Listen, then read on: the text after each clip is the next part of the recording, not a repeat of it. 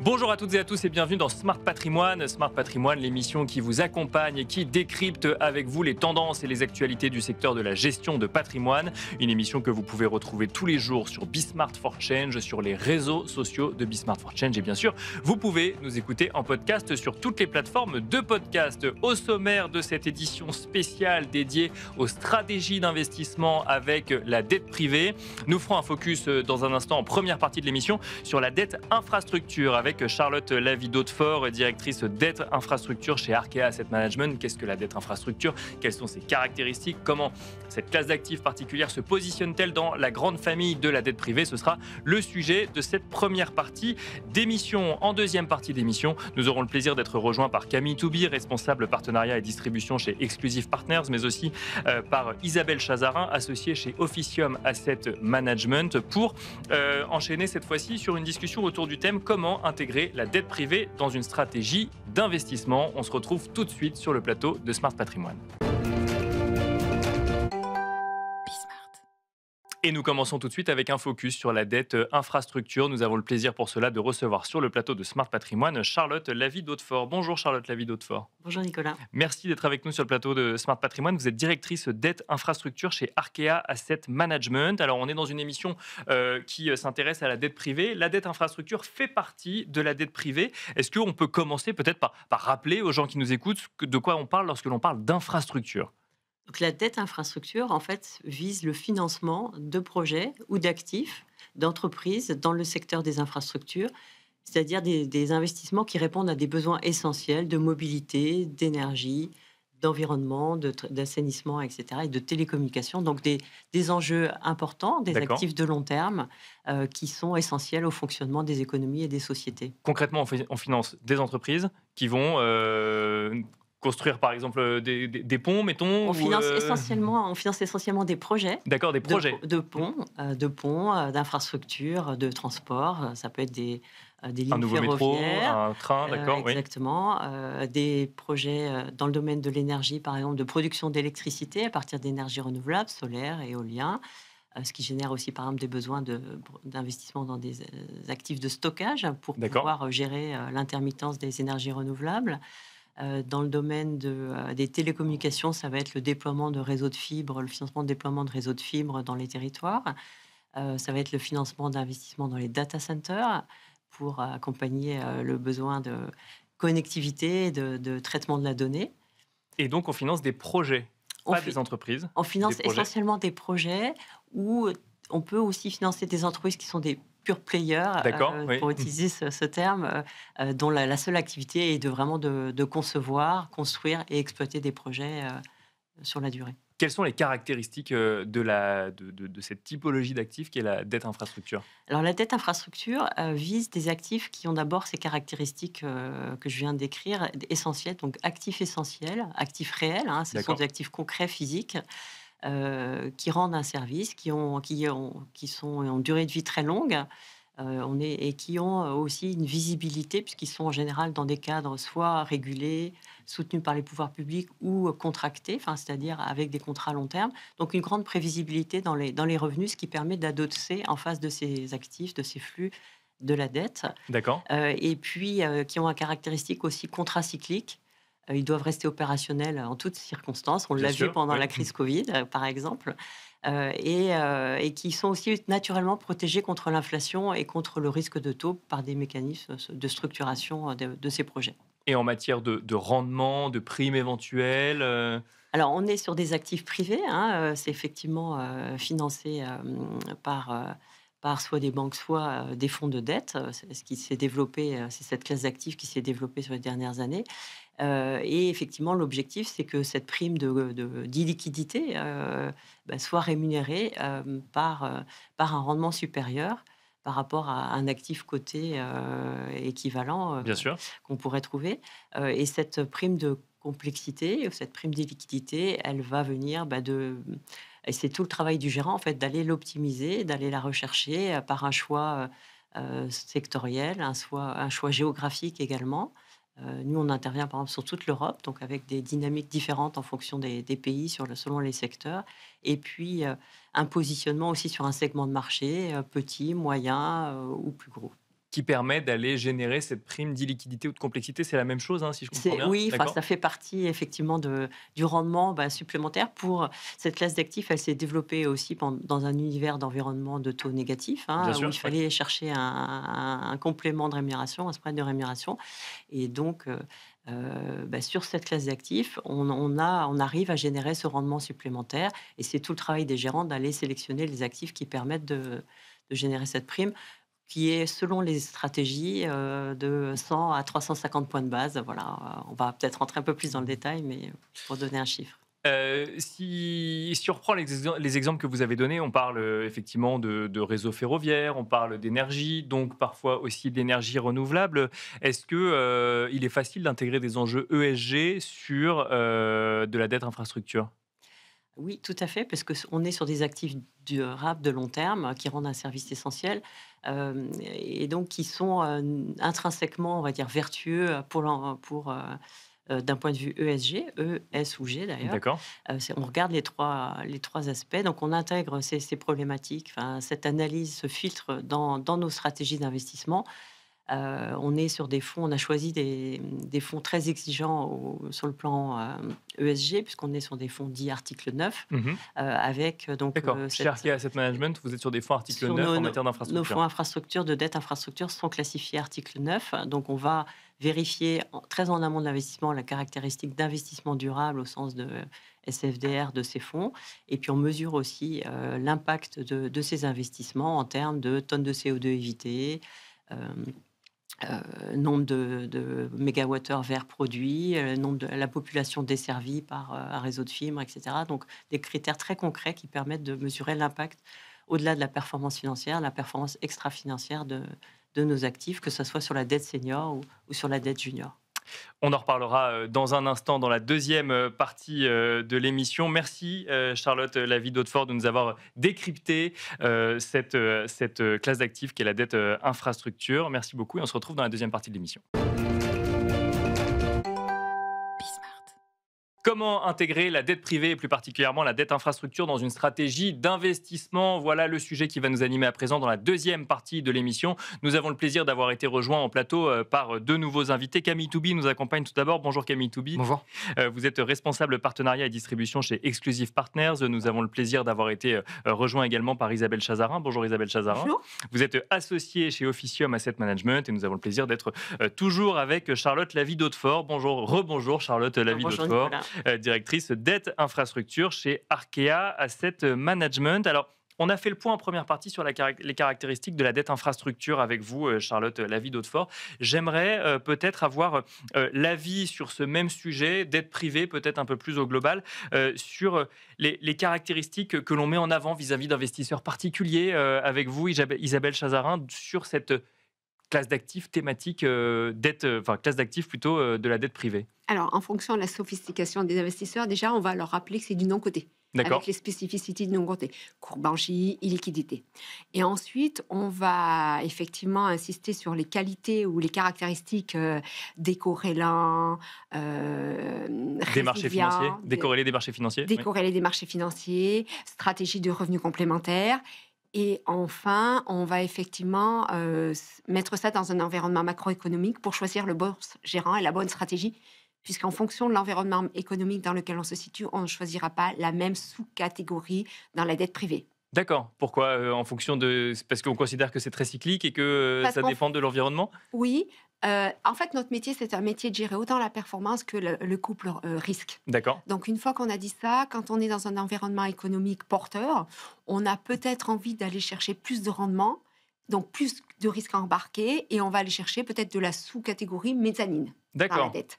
Si on est dans un environnement plutôt d'incertitude, de ralentissement économique, après un cycle économique porteur, on va aller chercher le côté résilient de la dette senior. D'accord. Donc, Ok. c'est tous ces niveaux de détails que l'on va partager avec notre investisseur pour trouver la bonne stratégie, avant même de sélectionner le gérant. Alors justement, dette senior, dette junior, est-ce que tout le monde sait dans ceux qui nous écoutent ce que ça veut dire? Qui veut définir? Peut-être Charlotte Lavie d'Hautefort, dette senior, dette junior, quelle différence? Alors, nous, effectivement, nous visons de couvrir l'ensemble du spectre de la dette infrastructure. Donc, la dette senior, c'est Au niveau des projets, c'est des investissements de long terme, résilients, avec un niveau de risque, on va dire, en moyenne investment grade. D'accord. Voilà, et c'est sur des actifs assez structurés, donc on bénéficie de sûreté, de covenants, donc qui vraiment permettent de savoir, vraiment de maîtriser le risque pris et le risque embarqué, dans les portefeuilles. La dette junior, on est sur un niveau de risque un petit peu plus élevé, D'accord.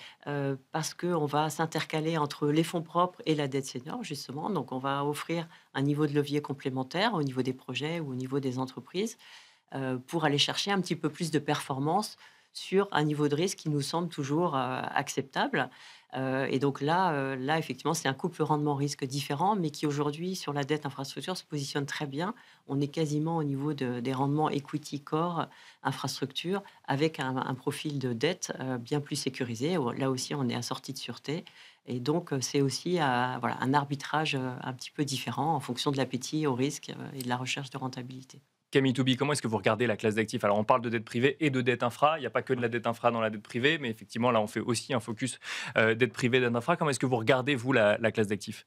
Alors nous, la dette privée d'infrastructure, ce qui nous attire dans cette classe d'actifs et ce qui va attirer aussi le client final, ça va être surtout la lisibilité, la visibilité sur le rendement. D'accord. Donc ça, c'est Là, on parle aujourd'hui, d'infra, hein. on parle d'infrastructure, D'accord. dette privée d'infrastructure. On sait que voilà, il va y avoir un rendement qui va être autour de 7%, qui va être distribué ou capitalisé, mais on va apporter de la visibilité sur cette classe d'actifs. Et aujourd'hui, vu les conditions et les aléas économiques, bah, avoir de la visibilité, ça rassure toujours le client final. D'accord. Ça lui permet de se projeter, d'avoir un rendement. Et ce qu'on cherche aussi, c'est la décorrélation. La décorrélation, ça va permettre d'éviter aussi tous les aléas et les cycles économiques. Vous avez, si on regarde en fait l'évolution des notations de la dette privée d'infrastructure, c'est une courbe, c'est une ligne droite. Peu importe les crises, l'infrastructure, c'est un bien qui est essentiel et vous passez donc les crises assez facilement. Et alors, pardon, mais juste pour bien comprendre, quand on voit qu'on peut avoir des situations politiques parfois un peu complexes et que la dette infra dépend des pouvoirs publics, vous dites il y a de la visibilité dans les projets. C'est pour ça qu'on aime ça. Même si les gouvernements changent ou que les stratégies gouvernementales changent. Après, ça dépend dans quel type d'infrastructure vous allez investir. Mais par exemple, quand vous avez une thématique de la démographie, comme dans un de nos fonds, et que vous avez la thématique de la santé, aujourd'hui, un hôpital, c'est un service essentiel, c'est un bien qui est essentiel.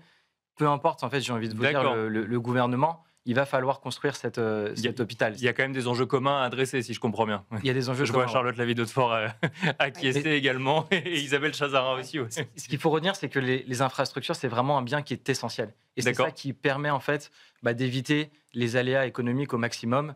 Voilà, si vous avez une entreprise, si vous financez une dette d'une entreprise qui va distribuer, je sais pas, des maillots de foot et que le foot n'est plus du tout à la mode, votre entreprise a un risque. Mais là, on ne parle pas d'infrastructure pour le coup. On ne parle pas d'infrastructure là, mais ça peut être de la dette privée de Oui, manière bien sûr. plus générale. Mais voilà, donc il y a une différence entre la dette privée d'infrastructure où c'est vraiment le bien qui est essentiel.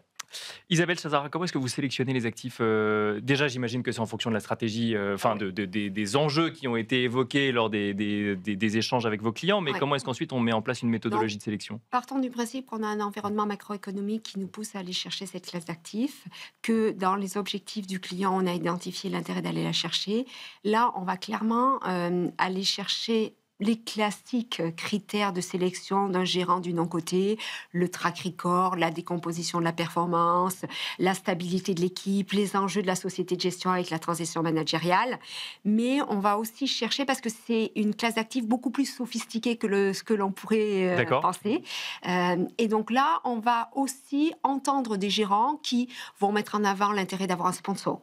C'est-à-dire, nous n'interventons pas en termes de dette si on n'a pas de sponsor. Qu'est-ce que c'est qu'un sponsor, pardon? Donc, un fonds de LBO qui va rentrer au capital et qui, dans des moments peut-être de difficultés économiques de la boîte, pourra réinjecter de la liquidité et maintenir le paiement de la dette.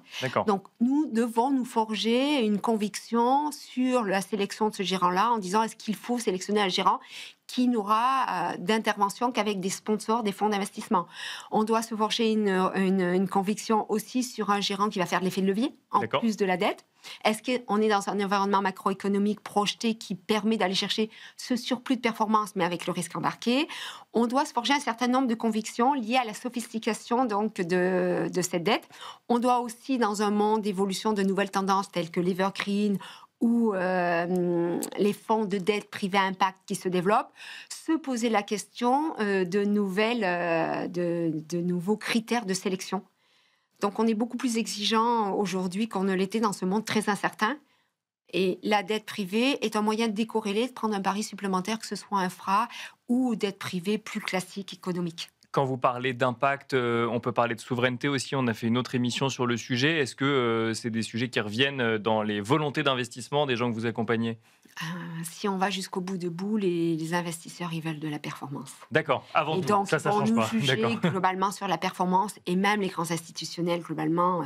Donc, il y a quand même cette tendance d'aller chercher effectivement à s'approprier les enjeux de l'impact dans la performance financière. Mais ça va être des critères extra qu'on va regarder, mais qui ne seront pas forcément les critères de sélection finaux. Puisqu'on doit quand même juger une équipe et on a peu de recul sur la performance finale de cette classe d'actifs à impact qui a quelques années d'exercice. Voilà. Charlotte Lavie d'Hautefort, que dire en réaction à ce que nous a dit Isabelle Chazarin sur la méthode de sélection, mais aussi effectivement sur les attentes finales. Finalement, c'est qu'en fait, on veut bien faire de l'impact ou de la souveraineté, si je comprends bien, mais il ne faut pas que ce soit au détriment de la performance. C'est toujours un peu la même chose quand on parle de classe d'actifs financières. C'est clair. Donc, c'est toute l'expertise aussi de l'équipe de gestion d'aller rechercher cette performance. Donc, nous, on la qualifie de globale, parce que performance financière, mais également performance extra-financière. Et la classe d'actifs infrastructure se prête bien, en fait, à cette double lecture. Et donc, nous, c'est un peu comme ça qu'on fait notre promesse client, c'est d'arriver à fournir les deux. Bien sûr, la performance financière, ça, c'est un prérequis nécessaire. Et donc, nous, on a la chance d'avoir une équipe assez expérimentée avec un très bon track record sur une longue durée qui permet de démontrer ça. Et puis, la performance extra-financière, on l'a fait en sélectionnant, en choisissant d'avoir des fonds classifiés article 9, donc investissement durable, avec des objectifs assez engagés d'impact climatique et d'impact. Et là, on se coupe. Je vous coupe, pardon, mais est-ce qu'on se coupe de beaucoup d'investissements quand on a des fonds article 9 et qu'on fait de l'infra? En fait, pas tant que ça. C'était notre crainte au début, pas tant que ça, parce que finalement, on est sur deux grandes thématiques, la transition énergétique, la transition digitale, qui sont les deux secteurs les plus porteurs du marché. On est sur un spectre européen, de notre point de vue.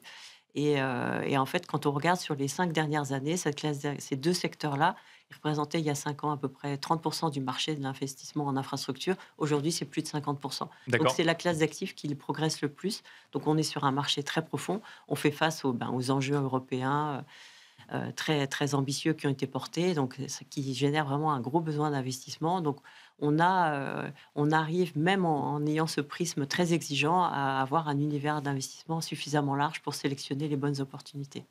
Camille Touby, on parle de performance financière, de performance extra-financière, effectivement, de réussir à lier les deux, mais au final, on commence quand même par regarder la performance financière, si je comprends bien. Oui. Alors, nous, on n'est pas une société de gestion, donc bien sûr. On n'est pas directement dans l'investissement.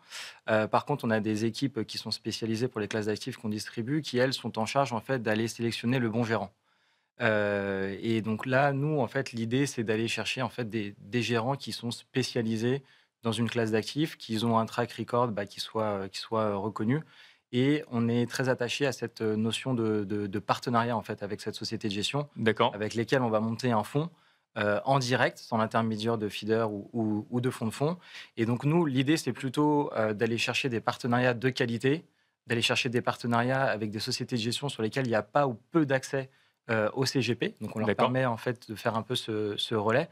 Donc nous, l'idée, vraiment, c'est vraiment d'aller chercher la très belle société de gestion qui est spécialisée, que ce soit la société de gestion, par exemple, Rivage, qu'on distribue, qui est spécialisée dans la dette privée d'infrastructure, ou encore, on est en cours de projet avec la société Arkea, dans laquelle où il y a 15 ans d'historique, 0 défaut et plus d'1 milliard d'encours. C'est ça qu'on va aller chercher plutôt, nous, dans la sélection. Ça va être la qualité du partenariat Pourquoi de la société. partenariat? Parce que comme on est sur des projets longs, il faut qu'on distribue, enfin que vous distribuiez effectivement des fonds Alors, avec lesquels vous avez envie de vous inscrire dans la durée? ouais, c'est ça, en fait, la notion de partenariat, elle est très forte parce que déjà, c'est un travail d'équipe, voilà, entre la société de gestion et nous.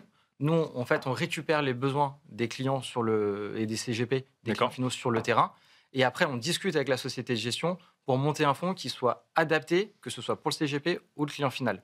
Donc, du coup, c'est vraiment un travail en commun. Et ensuite, on n'est pas une plateforme avec de nombreux fonds. Aujourd'hui, nous, on pense que la dette privée d'infrastructure, il y a un couple rendement de risque qui est très attractif parce qu'il y a des besoins de financement qui sont de plus en plus importants et que les personnes qui mettent en place ces projets ont besoin de financement et vont aller chercher des acteurs autres que les banques. Ils vont aller chercher des investisseurs privés. Bien sûr. Donc, il y a En complément. En complément, Oui. en complément, bien évidemment. Donc, il y a cette petite prime à aller chercher en performance. Et après, voilà, quand on a monté le partenariat, on s'inscrit en fait dans la durée avec cette société de gestion parce qu'on a une vraie conviction en fait sur cette offre-là et on met toute notre énergie pour déployer cette offre. Isabelle Chazarin, vous nous avez fait part d'une méthodologie assez exigeante sur la sélection des investissements ou des fonds dans lesquels vous proposez à vos clients d'investir. On en trouve sur le marché? Bien sûr, parce qu'en fait, on a un historique sur ces classes d'actifs qui est quand même réel. Et on a eu l'occasion de vivre une crise du Covid avec un fonds de dette privée. Et pour le coup, on la vit très très bien d'abord parce qu'on a pris une équipe éprouvée qui avait déjà passé des crises, donc qui savait réagir dans les périodes de crise, avec une vraie proximité dans cette période de stress, c'est-à-dire qu'on peut parler aux équipes. D'accord. On peut effectivement... Parce qu'on a besoin d'être rassuré. Il faut rassurer ses clients, donc on a besoin d'être rassuré. Alors, quand on a fait une allocation très diversifiée, d'abord, on n'a pas mis tous les œufs dans le même panier. Bien et sûr. on a été chercher, en fait, ce que veulent nos clients, c'est du conseil en allocation d'actifs. La première chose qu'on leur dit, on a des convictions, on n'a pas de certitude. La seule façon de travailler une allocation résiliente face à un monde de plus en plus compliqué, c'est d'aller chercher à diversifier les tests d'investissement, d'aller chercher des gérants éprouvés qui ont vécu des crises. Quand on vit une crise avec un investisseur, même très sophistiqué, parce qu'on a des patrons du non-côté, donc très sophistiqués financièrement, on a besoin d'avoir une transparence d'échange et d'informations de qualité.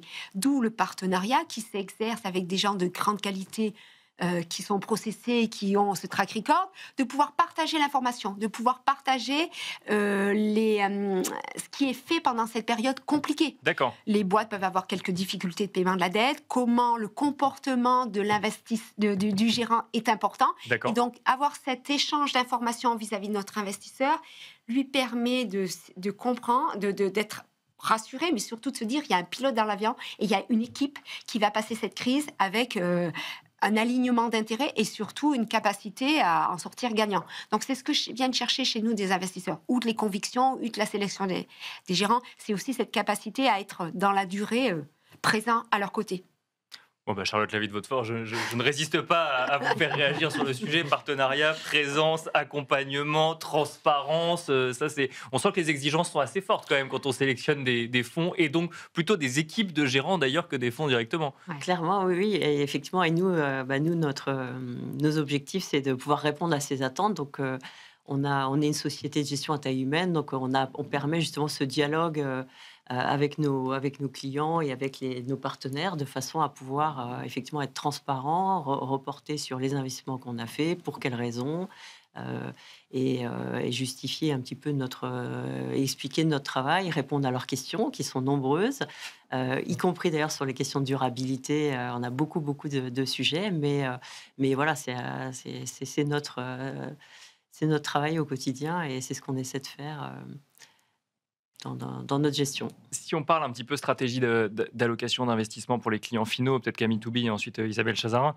on met quel pourcentage d'une allocation, quel pourcentage de son patrimoine sur la dette privée? Comment est-ce qu'on construit une allocation? Alors je sais que votre métier c'est de distribuer au CGP, Oui. mais bon, vous savez quand même un petit peu comment ils fonctionnent vis-à-vis de leurs clients. Est-ce que vous voyez des similitudes entre les fonctionnements qu'ils peuvent avoir les uns et les autres? Ouais, de manière générale, sur les fonds de non cotés qu'on distribue, donc notamment le fonds de dette privée d'infrastructure, on peut être à peu près entre 20 voire 40%.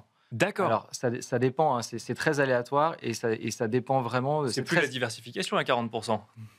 Ça dépend en fait ce que recherche le client. C'est très hétérogène. Il y a des personnes qui vont avoir 20%, c'est de la diversification. Ils ne sont pas habitués forcément au non-côté, mais ils vont chercher du rendement, ils vont dynamiser un peu. Peut-être une poche fonds euro ou peut-être une poche monétaire. Ils vont aller chercher un peu plus de rendement parce que la classe d'actifs était liquide et que ça va vous apporter une petite prime de rendement. Et vous avez d'autres personnes qui sont plutôt habituées à cette classe d'actifs, qui recherchent des rendements qui sont stables, robustes, et c'est ce qu'ils retrouvent en fait dans la dette privée d'infrastructure. Alors le 40%, j'y suis peut-être allé un peu fort, on va dire, mais 30-35, je ne serais pas étonné parce que voilà, le fonds qu'on distribue, on est sur un SRI 3. Vous êtes sur une maturité de 5 ans, c'est assez court, et vous avez de la distribution. Et quand on a la visibilité sur le rendement, une classe d'actifs qui est décorrélée des marchés, et que vous avez en plus de ça donc cette distribution, avec une société de gestion qui a très peu de défauts, voire pas du tout, vous avez un côté qui est quand même rassurant. Donc en fait, cette classe d'actifs, nous, la dette privée d'infrastructure, c'est plutôt une poche défensive. Donc après, voilà. Ce qu'il faut voir, c'est est-ce que la personne gère bien cette partie non cotée ou pas. Mais c'est vrai que ça peut aller, oui, facile, 30%, 35%. 40%, il se allait un peu fort. Isabelle Chazarin, même question. Alors nous, on sera un peu plus nuancé dans les pourcentages dans nos allocations d'actifs. On va plutôt, entre guillemets, copier ce que font les grands allocataires mondiaux. Après, on va répondre souvent à deux choses. Dans un environnement taux d'intérêt, négatif, comme on l'a vécu il y a quelques années, c'était d'aller chercher une classe alternative à l'obligataire coté qui ne rapportait rien.